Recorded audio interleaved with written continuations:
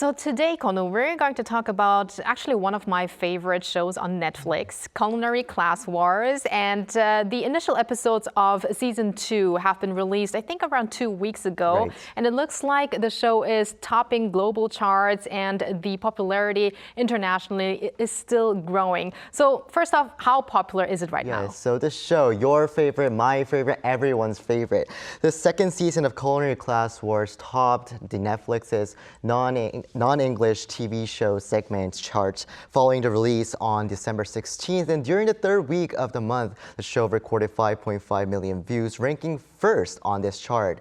And this marks the second consecutive time the show has topped the charts after its first season held the #1 spot for 3 straight weeks in 2024. In countries including South Korea, Taiwan, and Singapore, the show ranked #1 across all programs, while it was on top 10 in other countries too, especially among East Asian countries. And domestically, according to Fundix, a data analysis company, the show also topped the combined TV and OTT rankings for both dramas and non-dramas during the third week of December.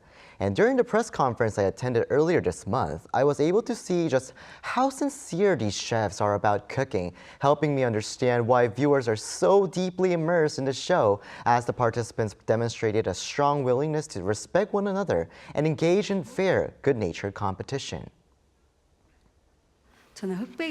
I got to meet 99 contestants.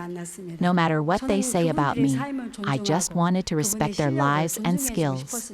I hoped they would make food for the happiness of more people, and because every single person is precious, I wished everyone the best of luck.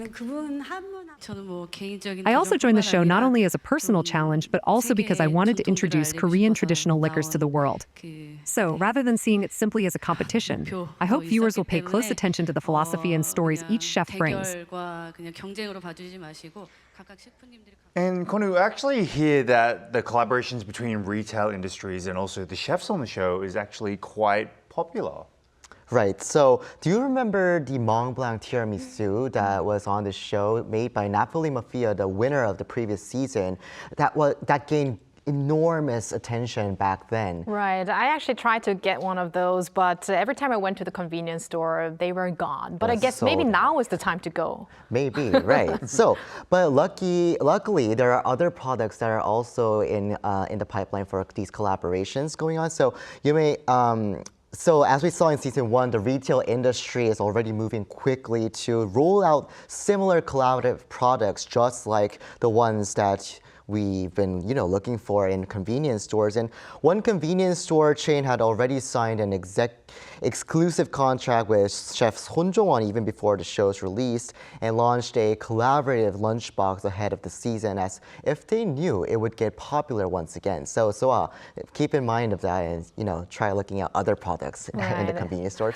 And also, Starbucks has also joined this trend. A sandwich developed in collaboration with the Black Spoon chef from the show recorded sales 2 to 5 times higher than its regular sandwiches, despite its premium price of over $10. And there are plenty more, as I mentioned before, these collaborations currently in the pipeline. So you can, look forward to those as well. But one expert also warned that such one-off collaborations may pose challenges unless changes are made.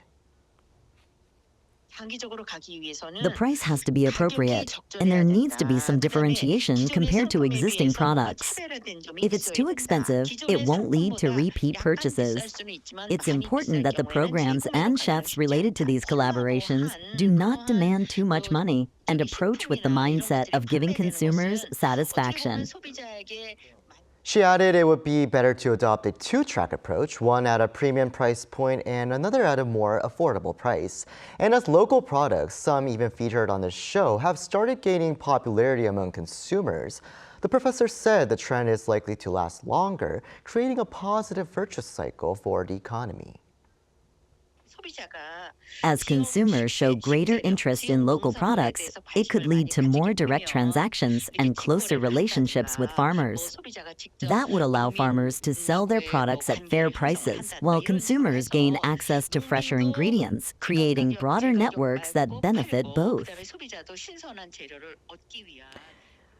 Kun-woo, I feel like it's really fascinating how one variety show can put so much influence into this whole sector of food and restaurants and chefs and so forth.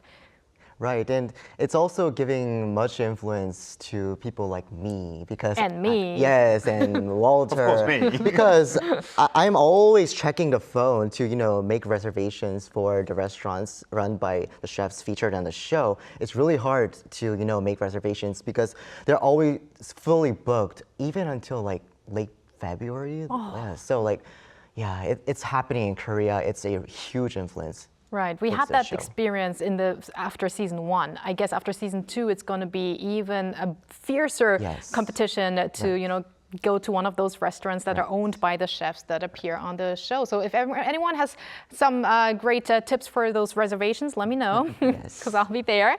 Okay. And thank you very much, Kun-woo, again for a wonderful coverage. Thank you, Kun-woo. Thank you, guys.